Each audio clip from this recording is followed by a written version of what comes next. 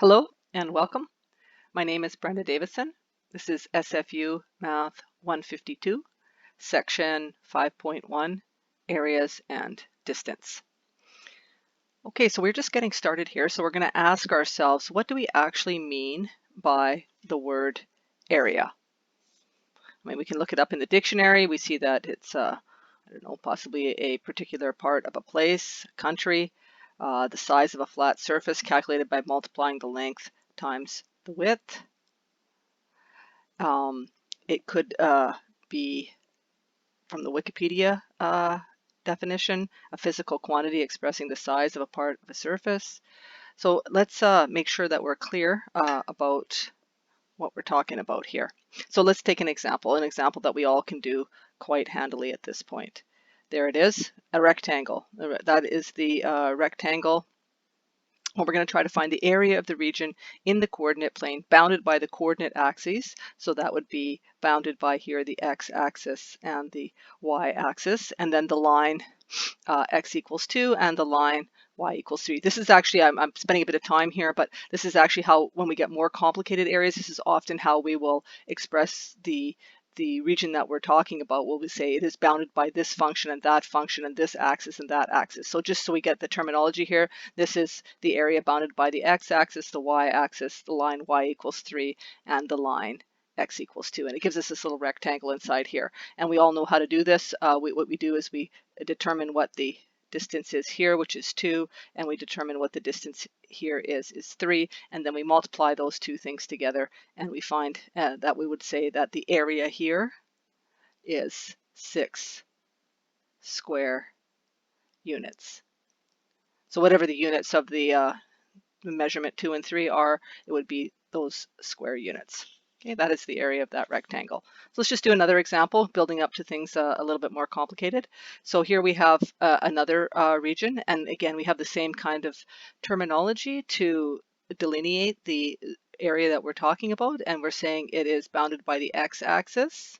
That's this line down here, and the lines y equals 2x, that's this one here, and the line x equals 3. So we've got those three, and then we're looking for the area inside there.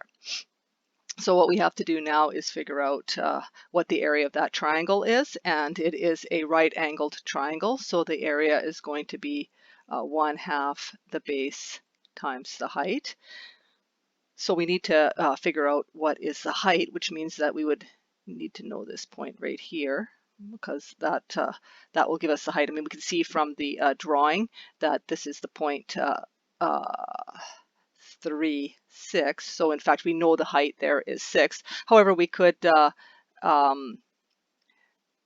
figure out where the intersection of those two lines are. So really that point, that y value of 6, that is the intersection of x equals 3 and y equals 2x. And since we know that x is 3, it's not hard to see that y is 6. Okay, so that is the height of that triangle, and then the base is 3.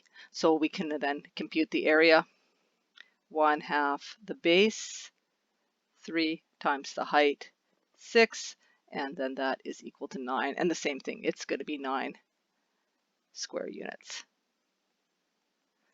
Okay, all right, now we get a little bit more complicated. We'll ask the same question, but the lines are no longer straight. So now what we want to do is find the area of the region in the coordinate plane, bounded, again, by the x-axis, by the line x equals 3, and by the, we say line, but it's not a straight line, by the curve, if you will, y equals x squared. So we're asked, that is this piece here of the parabola. Okay, just a quick recall that all quadratic functions are parabolas. You should be able to draw any quadratic function. Okay, so we have a problem that we can't solve, at least according to the rules of the previous two examples. So we do a couple of things just to sort of figure out where we're at. We want to maybe possibly figure out what point that is, and that is the point where x is 3, and then where y is x squared. So that is the point 3 squared, which is the point 3, 9. So we know where that intersection point is. we know, we know this distance here is 3, and now we have a problem that we don't know how to find this area at this point. Okay, so we are in that situation where we've encountering something a little bit more difficult than we've seen before, and we want to try to figure out what to do. Okay, so a major problem solving strategy is to try to reduce a problem that you have to a simpler problem that you know how to solve. So I'm just going to write that down, because that's true not just of this, but it's true of any new type of problem you see. Many of you have, of course, seen this problem before, and you know how to do this. But let us say you encounter a problem you don't know how to solve. A major strategy is to try to reduce it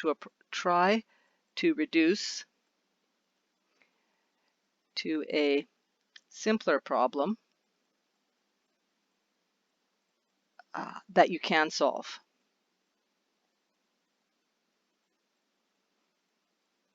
Okay, and then possibly add back the complexity a little bit at a time until you get to solving the problem you actually wanted to solve. So, in this context, what I'm thinking is basically we can, at this point in our careers, we can kind of find areas of, any kind of polygon that we would like, really, because we can always reduce finding the area of a polygon to finding the area of some number of triangles. Okay, and we know how to find the area of triangles, therefore we can find the area of all polygons. So we have the ability to find the area of polygons, but what we don't have right now is to understand what to do when the boundary is curved. And actually, we also want to make clear here in a mathematical sense, what do we actually mean by the word area? So what we're going to do is, here we have a parabola, y equals x squared, and we're going to go up to here, the bound here with x equals 3. Okay, so this is the previous question, and what we're going to do is say, well, we don't know how to do this, but maybe what we can do is use something we already know how to do to get an estimate, to try to get as close as possible. So what we're going to do is we are going to say, well, let's estimate this area here by a rectangle like this. So we're just going to kind of take the height of the rectangle to be the value of the function at 1, and then we'll compute this area like that, and then we'll take the value of the function at 2, and we'll make a rectangle there, and we know we can calculate that area, and then we'll do the same thing here. We'll take the value of the function at 3, and we'll form a rectangle, and we'll be able to estimate that area. And then we'll say, you know what, that's our first approximation for the area underneath that blue curve. It's not quite accurate, obviously, and in fact it is an overestimate, that, as you can see from the picture. Okay, so we know this point here is 3, 9. We know this point here is 2, 4, and we know this point here is 1, 1. Make sure that you can see that, and then we would compute the area of this thing here. We've divided it into 3 rectangles, and we've used the right hand side as the height. Right? We've took here, this is the right hand side of the rectangle, so we are using the points on the function are on the right hand side of our rectangles. As a result of that, I'm going to call this estimate R3, a 3 rectangle right hand side approximation. That's going to be then the base times the height of the first rectangle plus the base times the height of the second rectangle plus the base times the height of the third rectangle. And I compute that, and I get that it is 14. So R3 is 14. Okay, clearly that's an overestimate.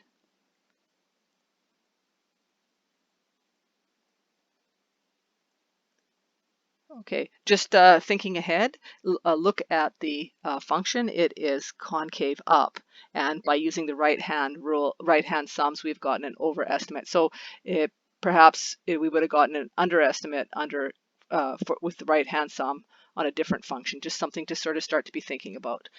So here we are, R3 equals 14 and overestimate.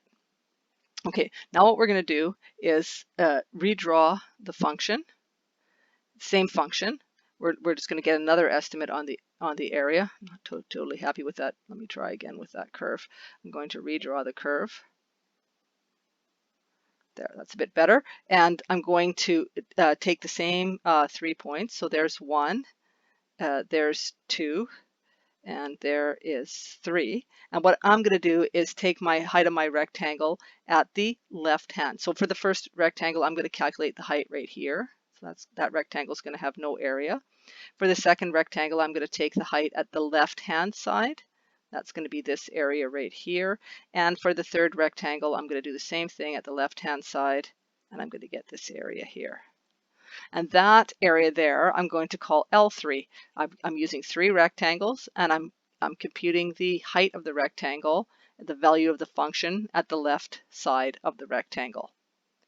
So that's going to be L3 for left hand, and that is going to be 0 times 1 plus 1 times 1 plus 1 times 4. So I mean the width of all of these rectangles is 1, and then the heights are 0, 1, and 4.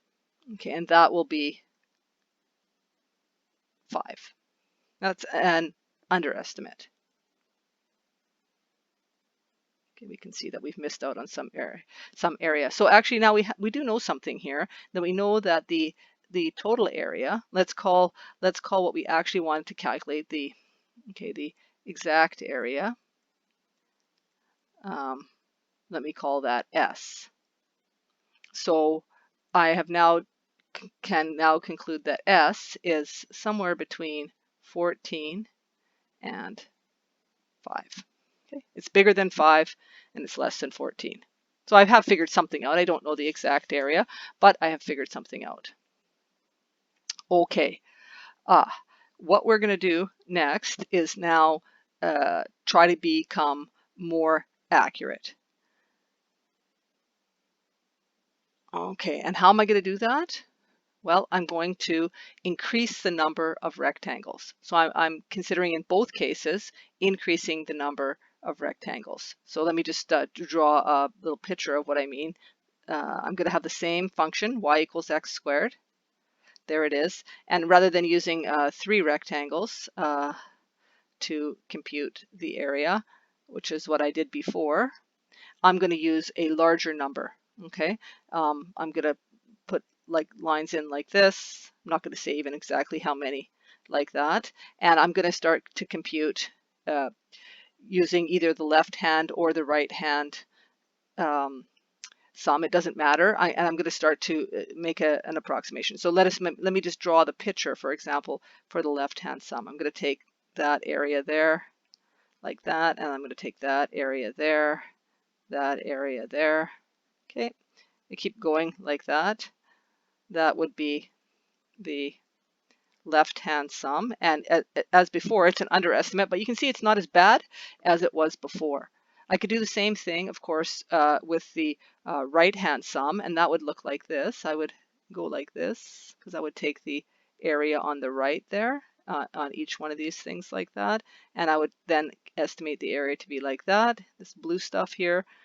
And so the blue is the right-hand estimate and the black was the left-hand estimate. Again, you can see the right-hand estimate is going to be an overestimate, but just like the with the more rectangles, the whole thing is getting to be considerably better. And then, because we are in calculus, and this is a recurring theme, the absolute importance of limits. We are going to just keep making the number of rectangles larger and larger and larger and larger and larger until, in fact, we take the number of rectangles in the limit arbitrarily large. And we are going to see then that at that point, the right-hand sum will become equal to the left-hand sum. And in fact, both of those are the actual exact area underneath the curve. So let us, as an example here, calculate Rn with n not specified. So the n is the number of rectangles. So this n here is the number of rectangles. And what I'm going to do is calculate Rn where I'm not going to say what n is, so that I can put in then any number I want, and specifically then I can take the limit as it goes to infinity. So I'm going to compute Rn, n not specified, with n rectangles, and then what will be the width of each rectangle. So I imagine taking this interval here between 0 and 3, and I'm going to divide it up into n rectangles. How wide will each rectangle be? So I mean, it's a division problem here. So our n, we're going to have, this is what it means. We're going to have n rectangles. That's that little n there. And each rectangle, in this case, because the interval that we're looking at is between 0 and 3, each rectangle will have a width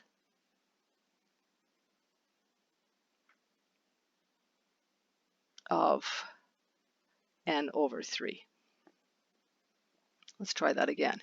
Each rectangle will have a width of 3 over n. Okay, we take the entire width, 3, which is 3 minus 0, and we divide it by the number of rectangles, n. Okay, let's talk about the height. The height of each rectangle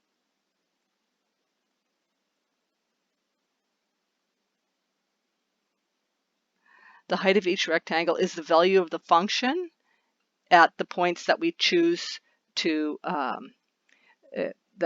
evaluate the function at. Okay, so the height of each rectangle is, we have that f of x is equal to x squared, and the height of the first rectangle, what do we need to do here? Let's take a bit of a blown up picture here. We're just in the beginning here, and we're going to be we're doing a right hand sum, and we know that this distance here is 3 over n, because we've divided the interval up into n rectangles. So that distance right there is 3 over n. So we're setting up to do a right hand sum. So we want to know what the height is right here. Well, I mean, for the first rectangle, the height there is 3 over n squared, because this function is y equals x squared. So the heights are,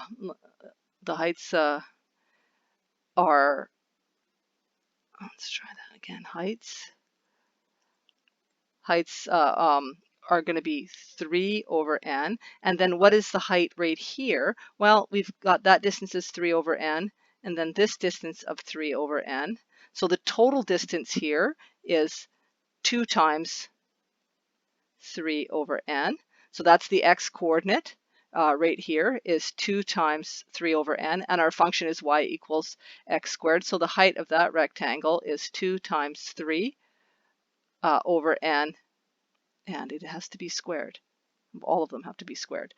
Okay, so our function is y equals x squared. This is the x value here, and then we are squaring it because the function is y equals x squared.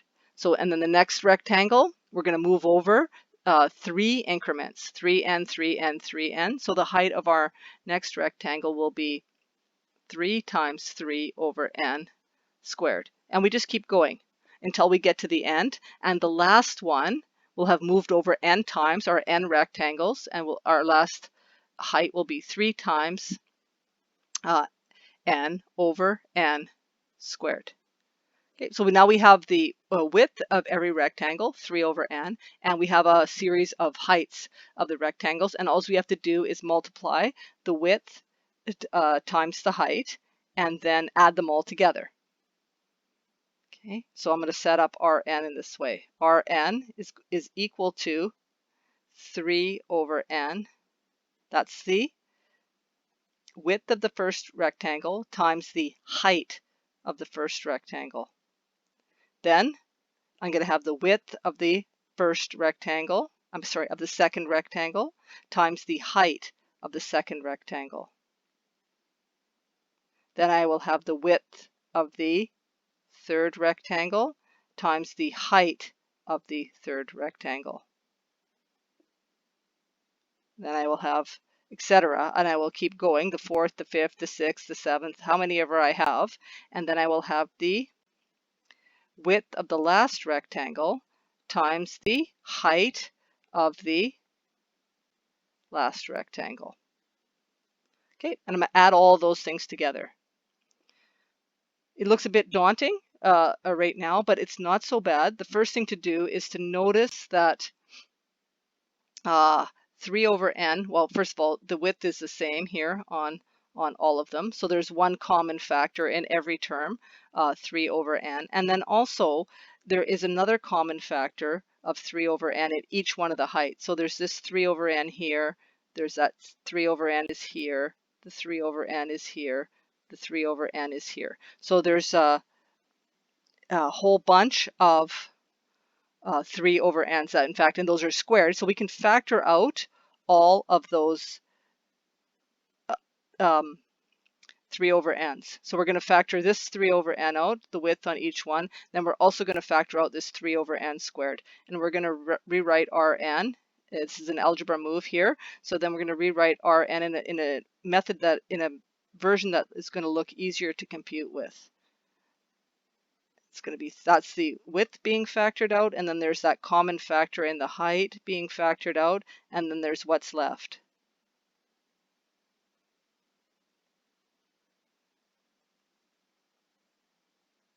There it is. Okay.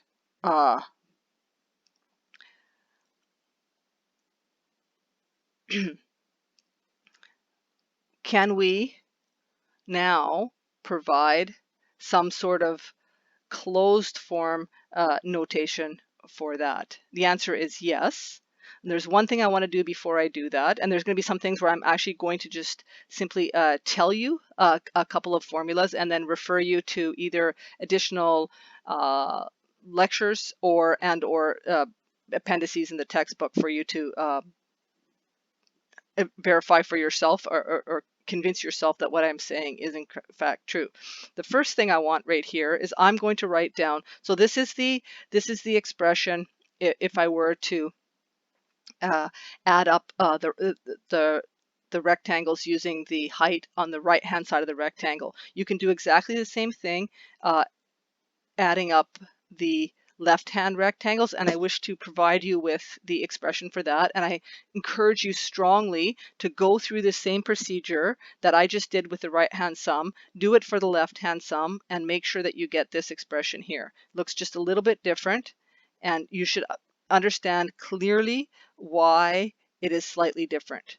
Okay, if you do that, I don't know how many times you need to do this, 2 or 3 times on your own, making sure that you can get the expression for Rn and Ln separately, and that you understand what the difference is, and then you don't ever have to do it. And the reality of the situation is you only, in the limit, they become the same, so you really only need to set up one. But you should be able to understand what you're doing and how they're slightly different. So there is the left-hand sum. I will be posting a PDF of the left-hand sum written up in detail in Canvas. Okay, so now let us see this here as a little interlude, for something for you to do and check. And then now let us return back to this here, this right-hand sum. What I want to be able to do is express this in some sort of a closed form situation so that I can take the limit. So I want to know what is actually 1 squared plus 2 squared plus 3 squared plus n squared. Can I write that as some function of n? That's what I want to do. So what we need to do is we need a little bit of notation, and we need some sum formulas. So what we're going to do is we're going to use sigma notation, and that looks like this. I'm gonna write it like this. I'll explain to you what this means. So say, for example, I wrote this notation here. This means I would read this like this: the sum from I equals 1 to n of I. And then what I would do to understand what that meant is I would, this I is an index, and it's saying that the index is going to go 1, 2, 3, 4, 5, all the way up to n. And every time what I'm going to do is add I. So in this case, this would result in this sum here.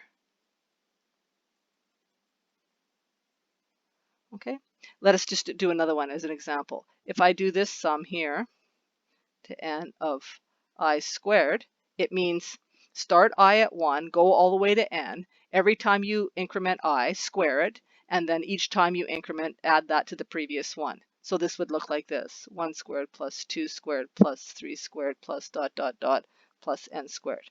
Okay, you can make these things complicated. They don't have to be simple like this. For the most part, the sums that we look at early in the course are going to be simple, but I mean, I can go like this if I want, and it doesn't have to start at 1. I can say the sum from I equals 5 to 10 of the sine of I. I can do that if I like, and that would mean start at 5, end at 10, and every time that you use it, take the sine. So that would mean the sine of 5 plus the sine of 6 plus the sine of 7 plus the sine of 8 plus the sine of 9. You see why we have a shorthand notation, sine of 10. Okay, start at 5, go to 10. Every time that you increment, you add to the what you've had previously, and so that is what we call sigma notation, and it's a shorthand notation. Now, I am simply going to state a couple of formulas. These two, starting right now. Okay, it is the case that the sum. We're going to come back to this, and they'll see this many times. The sum from I equals 1 to n of I is n times n plus 1 over 2. Okay, try it out. I mean, this means like if I add up the numbers from 1 to 10, for example, I'll get 55. So 1 plus 2 plus 3 plus 4 all the way up to 10. I would then take 10 times 11 and divide by 2, and that's 55. So check that out. Check out a few examples for yourself, and that's of course not a proof, but check it out and see. And also, I mean, it might not be a bad idea to see if you can develop this one in particular formula yourself. There's actually at least 2 ways of doing it. Undoubtedly, there's more, but you can actually, by being kind of clever, figure out how to do that and get this formula yourself. Okay, we'll talk more about that later. Similarly, there's a formula for the sum of the squares, and that is I squared. It's a little bit harder to come up with this one on your own, but the formula here is n times n plus 1 times 2n plus 1 over 6. Okay, so there's a couple of things. First of all, it can sometimes be hard to find the formula, but should somebody tell you the formula, it's not so hard to see if it's correct. And you do that, and it's not just seeing if it's correct by example. That does not suffice. What you need to do is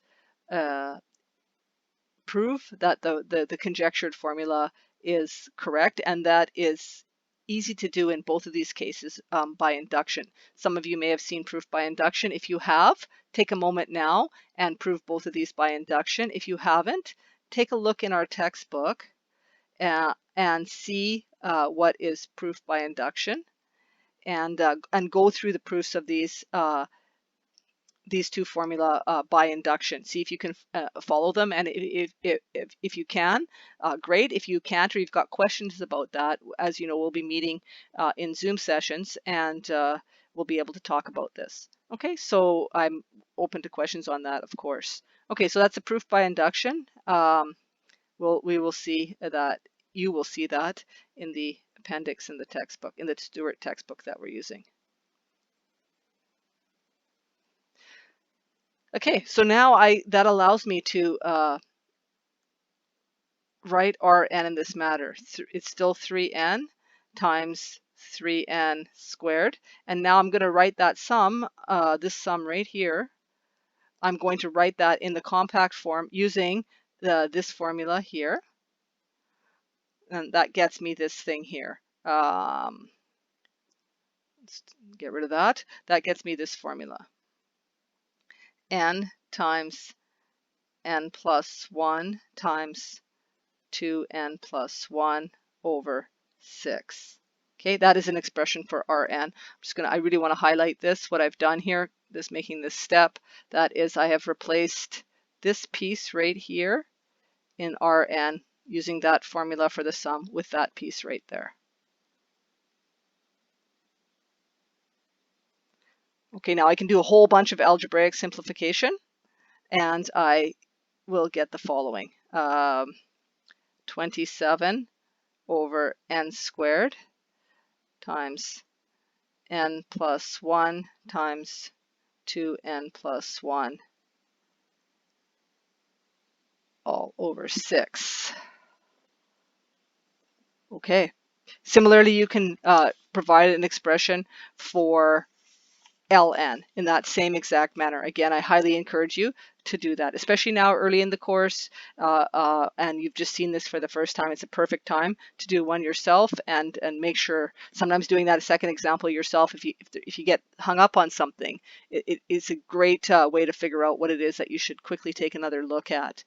Okay, now I'm here, and I'm now going to take the limit. So I've got this expression here for Rn in terms of n, and now I'm going to imagine n, which we call, of course, is the number of rectangles. I'm imagining that just getting really, really, really big. So I'm going to take the limit as n goes to infinity of this quantity here, 27 over n squared times n plus 1 times 2n plus 1 all over 6. And this is a calculus 1 problem, right? This is what you have seen many times in calculus 1, in Math 150 or 151, whichever version that you took. And I'm looking at this, and I'm actually seeing that the degree of the numerator is the same as the degree of the denominator. So I can just take the ratio of the leading coefficients. And I will just simply do that right now, and I will get the ratio of the leading coefficients is 2 times 27 over 6. Let me write that, 2 times 27 over 6, and that is equal to 9. Okay, so the area, well, at least the limit as n goes to infinity of Rn is equal to 9. Similarly, you'll find that the limit as n goes to infinity of Ln is 9, and that, in fact, is what we call the area. It is, we're in a curved surface. We imagine filling it with rectangles, and we just keep making the rectangles smaller, sort of skinnier and skinnier until they just very, very accurately fit under the curve, and we just keep doing that, and then we take the limit, and that is what we define to be the area. Okay, so that is exactly what our next sort of things here written on our skeleton lecture notes is telling us, right? A function f that is continuous. Okay, that's what we had. We had y equals x squared, a continuous function on a closed interval. Okay, so that's one thing that we have. And then we let n be a natural number. So this means, this terminology here, it means let n be in the set of natural numbers. Okay, so n, this thing here with the double bar, n is the set of natural numbers, 1, 2, 3, etc. And this little e-looking thing, this guy here, this means in. So let little n be in the set of natural numbers. And we define delta x to be b minus a over n. So that is the width of our rectangles. So the x naught position is going to be, we're going to start at a. That's our first rectangle. The left-hand side of our first rectangle is at a. So we're here with some sort of a function. And a is here, and b is here, and our first point, which we're calling x naught, is right there at a. And then we move over a little bit, and our next point, which we're calling x1, is a plus delta x. And then that distance between a and between x naught and x1 is delta x, and delta x is b minus a over n. Okay, draw yourself a little picture, assure yourself that you understand where these points are along the x-axis, and then what we do is we are using that delta x as the width of our rectangle, and then we are, for the right-hand sum, we are evaluating the function at x1 through xn. We're multiplying that. These are the heights. So what I'm gonna overline here in blue, this height, height, height, and then the things that are underlined in black are widths. And we are using, in fact, here a right-hand sum. Okay, so there's a picture drawn out for you. Strong recommendation: simply maybe stop the video even right now and draw yourself a function, draw the rectangles, draw on your thing. Where's x naught? Where's a? Where's b? Where's delta x? Etc. Where's x1? And see if you can draw your diagram correctly, and then see that you can realize that the area of all the rectangles is indeed this formula here. It's a sum of a whole bunch of little rectangles, but it's a nice thing to do, is just to cover it and see whether you can regenerate this explanation here, because if you can, then you've got it and you're good to go. Okay, so what do we do here? Then we define the area. So we say if we have a continuous function on a closed interval, and then we take the limit of the sums of the rectangles, of the areas of the rectangles, of the approximating rectangles, then we define that to be the area. That is our definition of area. Okay. So now we have a mathematical definition of area. What do we mean by area? We mean fill it with some number of, fill the space of the region that you want to calculate the area with, fill it with some number of rectangles, let the number of rectangles get arbitrarily large, figure out what that limit is, and that's the area. Okay, we can write that with our more compact sigma notation, which we will always be using. Okay, so do not think this will go away if you don't like it or you're not quite used to it yet. You need to get used to it. It's a compact way of doing it, and we'll be using this throughout the course. Okay, so here we have the sum. We're starting with 1. And we are, whoops, let's see what happened there. Let me just close that. Minor computer glitch here. Hang on a sec. I get that to close. Yep. Okay, close the program. Reporting the problem to Microsoft. This is not a problem with sums. Okay. Let us take a look here. What I wanted to say was here, this sigma notation here, this is starting at 1 and ending at n. So that's our sum, and then the big looking, I don't know what that is, kind of looks like a giant stylized E or something. That's the Greek letter sigma. That means to add. Right? So we're add from 1 to n all the delta, the heights of all your rectangles, and then multiply by the width. Okay, and we have looked at 2 cases so far, left hand and right hand rectangles. It is actually the case that the sample points for your rectangle can be any number in the interval. I mean, I think I'm just going to show you an example of that. I think this should be perhaps obvious. Let us just imagine the ith rectangle here. We could calculate the height. We could calculate this rectangle with the left hand endpoint, or we could calculate it with the right hand endpoint, or in fact we could say to ourselves, you know what, we don't want to do that for some reason. We want to calculate it with the height in the middle. We could calculate this rectangle. Any which way, it isn't going to matter, because as the rectangle shrinks, the left and the right hand point and the midpoint and any other point you might choose in there basically become the same. So it doesn't matter which way you do it. I'm just going to give you a couple of examples of sigma notation while we're here, because sometimes this can be a little bit confusing. So make sure that that you can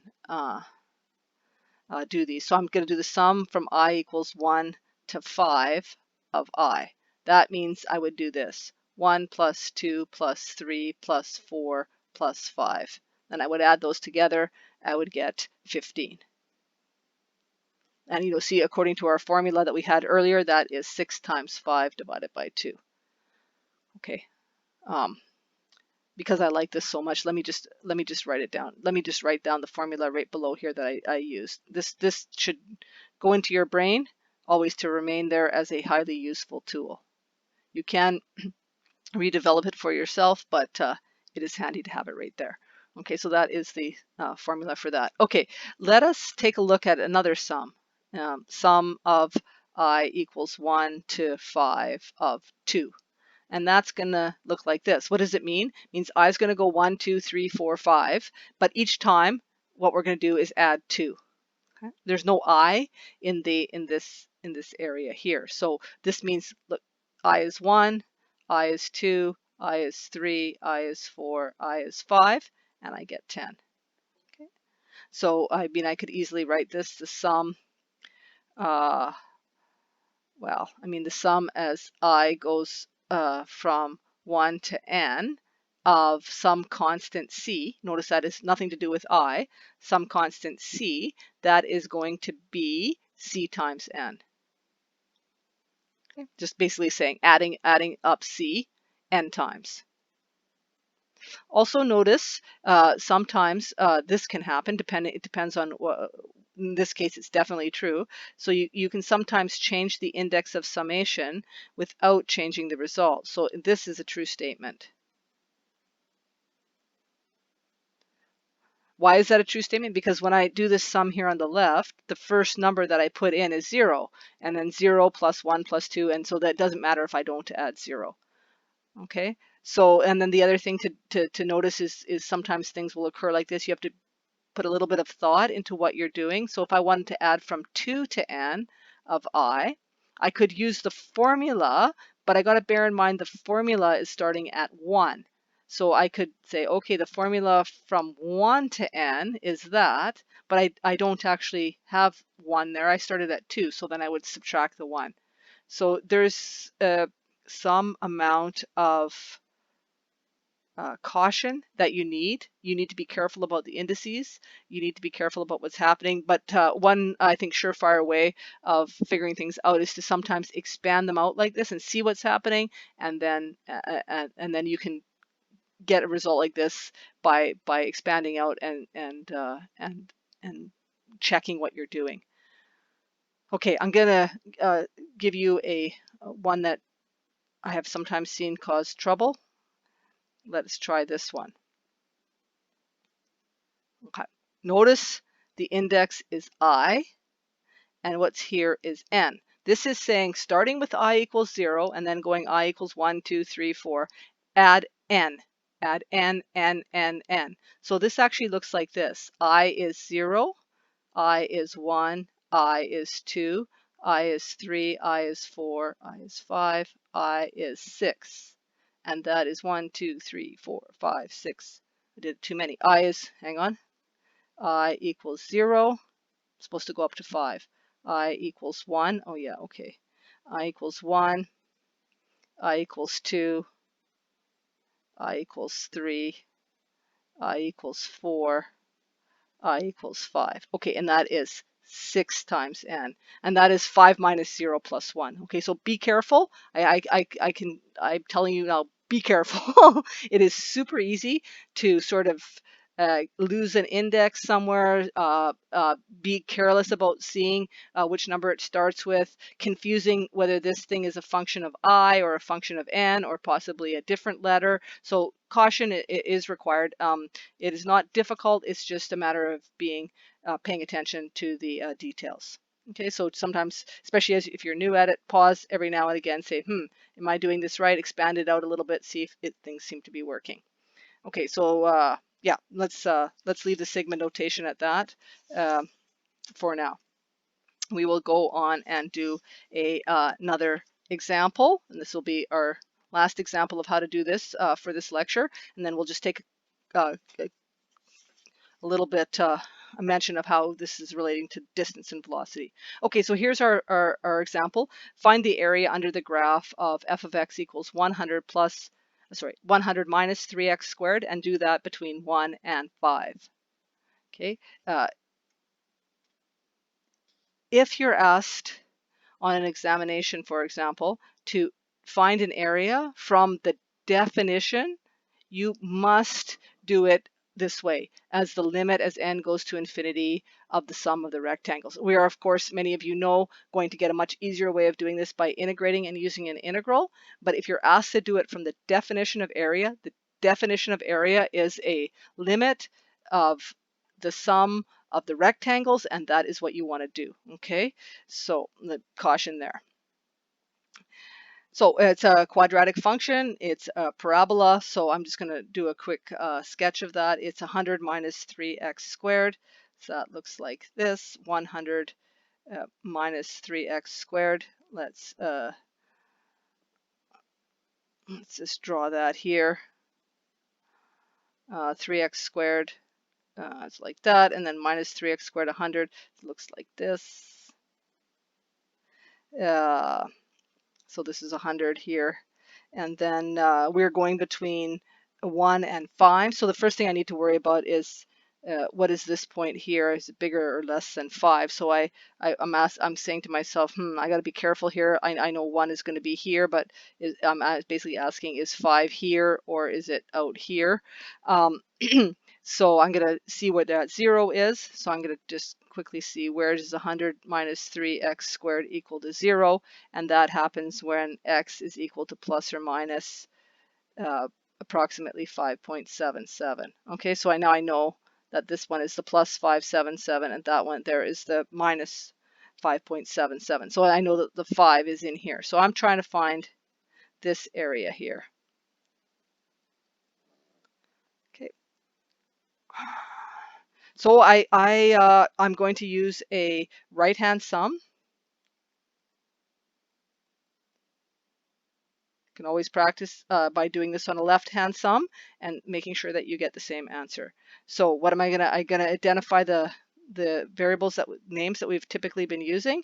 A is 1. That's where we're going to start. B is 5. That's where we're going to stop. So we're trying to find the region between 1 and 5. So then we are going to calculate the width of the rectangles. That's going to be b minus a over the number of rectangles we have. And so that's going to be 5 minus 1 over n, and that is going to be 4 over n. So that's the width of my rectangles. I'm on a right-hand sum. I am, well, it doesn't matter if I'm on a right-hand sum or a left-hand sum. X naught is 1. X1 is 1 plus 4 over n. X2 is 1 plus 2 times 4 over n. So these are the points along my x-axis that are the vertical sides of the rectangles. Okay, so we keep going like that, dot, dot, dot, and we get up to xn, which will be 1 plus n times 4 over n, which is 5. It has to be that way. That's a good check, right? Because if this did not come out to 5, that would be a bad sign, because we're going to have x naught right here, and then this is going to have to be xn right here. These have to line up. Okay, x naught has to be 1 and xn has to be 5. So now I write an expression for myself of the sort of ith one. What does the ith one look like? Well, it looks like 1 plus 4i over n. So on the ith rectangle, I start at 1, I move over I times, I move over 4 plus n, which is the width of each rectangle. Then I make an expression for my function, evaluated at xi. Well, I know what my function is. My function is 10 minus, so I'm just going to put here f of x. My function is 100 minus 3x squared. So all I'm doing is making a function evaluation. So that is at xi, it's 100 minus 3 times xi squared. Okay, input is xi, then output is 100 minus 3xi squared. That is going to be 100 minus 3 times, and I've just gotten an expression here for xi, and so I'm going to substitute that in. That is going to be 1 plus 4i over n squared. That is f at xi. Okay, now I'm in some sense I've captured the necessary things to be able to compute the area. Now some could be a little bit painful algebra and or arithmetic, but the problem is in effect solved. So let me just write out the expression for the area, and that's going to be this here. The limit as n goes to infinity of the heights, and those are going to be, the heights are going to be looking like this, f of xi, and then the width, delta x. I highly encourage you not to do this from some sort of memory perspective. I think that every time you do this, you should be visualizing the rectangles, visualizing whether you're using a left or right sum, visualizing what's the width, visualizing what's the height, and then you can write this out. It's not a memory exercise. This is just simply adding up the areas of a bunch of different rectangles. Okay, so here the limit as n goes to infinity of the sum I equals 1 to n, and then f at xi is that expression we got there, 3 times 1 plus 4i over n squared times the width, 4 over n. Okay, now what? This looks a bit daunting, and our first step is in order to take the limit. So here's the thing: in order to take this limit, we in effect have to get rid of, if you want it like this way, we need to get rid of this summation thing. We need to write this in a way that we can see how to take the limit, and we use those by using those summation formulas. So I'm going to do some algebra here that is going to allow me then to use the summation formulas. That is my next idea of what to do. So this is going to be a constant. You kind of identify the widths, you identify the height, you write down the correct sum for making the calculation. You do some algebra that allows you to use the summation formulas, and then you take the limit. So I'm going to do that here. So sum I equals 1 to infinity of 400 over n minus 12 over n times the sum of I equals 1 to n of 1 plus 4i over n squared. That is where I got to. Okay, how did I do that? I mean, this is a multiplication in like this, and a multiplication of this in like this. That's 3 times 4 over n. That's where this 12n is coming from. And then there's the remainder here. Okay, if you have something like this, the sum of I equals, let me just do this, 1 to 5 of 3n. That is equal to the sum 3n times the sum of I equals 1 to 5 of 1. Okay, this is independent of I, so it can be moved outside of the summation. That is how come this 12 over n has mysteriously jumped over to here.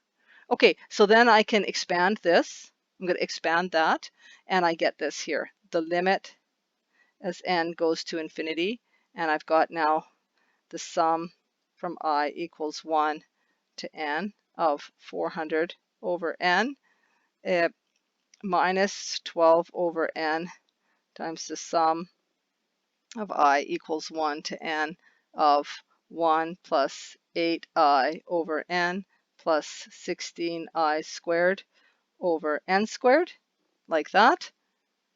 That's by expanding the binomial there. And now I can use my summation formulas. Okay, so the first thing is we still have the limit here. I haven't managed to deal with that yet. I'm going to deal with the sums one at a time. What is the sum from 1 to n of 400 over n? Well, you're going to add 400 over n. You're going to add it up n times. You are going to get 400. So that one's straightforward. There, we got 400 on that one. And then we got this minus 12 over n.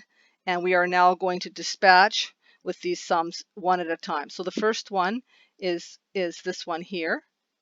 The sum from 1 to n of 1. That is simply n. Okay, then we're going to look at the sum from Another color here to try to make this clear. The sum from 1 to n of 8i over n. So now we're looking at this one. That becomes 8 over n. That part is independent of I. And then we know what the sum from 1 to n of I is. We use our formula. That is n times n plus 1 over 2. Plus, and then I'm going to look at the last one. Do that one in black. Okay, so now I'm looking at this term here. I'm going to use the formula for the squares, and I've got on the outside here 16 over n squared. That part is independent of I, and then I'm looking at the sum of I squared, and I use the formula, and I get n times n plus 1 times 2n plus 1 all over 6. Okay, so I've used the summation formulas. Now I've got a straightforward problem from calculus 1. I'm going to take the limit as n goes to infinity of this beast here. Okay, and we know the limit is going to be finite because we are calculating an area which we can see is finite. So if you get something like this limit doesn't exist or some other strangeness like that happening, you should look back and say, okay, I've made a mistake. Okay, so let's go ahead and take the limit. I ask you to work through some of the details here, but that's going to be 400. Then it's going to be 12, and then this one here, 48. And then 64. Okay, so this is just the coefficient of the leading. They're all polynomials with the numerator and denominator of the same degree. So you're taking the ratio of the leading coefficient. So that is 274. So now that we know this is our area that we were trying to compute. The area under that parabola between 1 and 5 is 274. So I'm going to draw your attention to really the main message perhaps of this lecture, that area is defined, that's important, defined as a limit of a sum. I mean, you might want to see a parallel with that. The derivative is defined as a limit of, well, let's just write out you see that the derivative, or you recall the derivative is also a limit. It is, we would write it this way, the limit as h goes to 0 of f of x plus h minus f of x over h. So the derivative is defined as a type of limit. Area is defined as another type of limit. Okay, so we're just going to, as we end here for this lecture, we're going to just notice that the distance problem. Okay, so if we want to try and find the distance that an object travels in a certain period of time, I mean, we know that we can calculate distance as velocity times time. Now, you may recall that in calculus 1, we always were trying to calculate the velocity, and we did that by taking the derivative of the distance. Now we're trying to, we say, hey, we know our velocity, and now we want to figure out how far we go. This is the inverse problem. So we have some kind of a situation. Let's imagine ourselves driving along in our car, and our velocity, let's put that here. Velocity is a function of time, and then here's time. So we come along and we start at some speed, and then we speed up a little bit, and then we slow down, and then I don't know, we leave our home here at time t equals 1, and we go somewhere, and the car keeps going at the speed that I've indicated, and then over here we stop here at time t equals 3, and we say to ourselves, how far have we gone? Okay, so I mean, distance being velocity times time, you should see, or spend some time thinking and make sure that you can see that what we're doing is calculating the area under this curve to answer that question. I mean, in the most basic situation, here I am driving along at a constant velocity. Say I go here 50 kilometers per hour, and then I leave my house at time t equals 1 hour, and I go over here to time t equals 3 hours. And I wonder, how far do I drive? I'm like, okay, I went 50 kilometers an hour for 2 hours. Therefore, I went 100 kilometers. Right? It's the area. This now we can handle a situation when the speed is not constant. The speed is changing, like it always does when you're driving in your car. You don't drive at a constant speed the whole way. Your speed varies as you're going. So the distance, the exact distance that we travel, is in fact the same formula that we saw. It is the limit as n goes to infinity of the sum from I equals 1 to n of our velocities at time I minus 1 times delta t. That would be our left-hand sum. And similarly, we could write it as a right-hand sum. It would look like this. We'd just be using the different endpoint. That would be looking like this. Delta t. That is our right-hand sum. It's still the distance. Okay, both of them will give the same number. Okay, so we can now calculate the distance traveled of an object with varying speed. Okay, that concludes section 5.1, and well, I'll be back with section 5.2. Thank you.